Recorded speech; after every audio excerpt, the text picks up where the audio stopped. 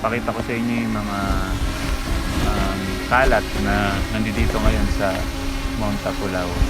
So tara. So dito mga katrip, makikita nyo meron siyang mga can na mga beer. It's here.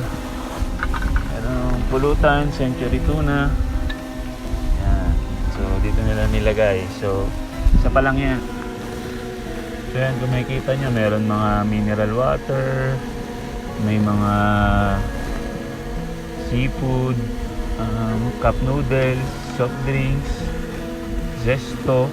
So halo-halo mga basura na yung mga nandito. So dito na lang nila iniiwan. Mga mabubuti nating hikers, campers na mapagmahal sa kalikasan.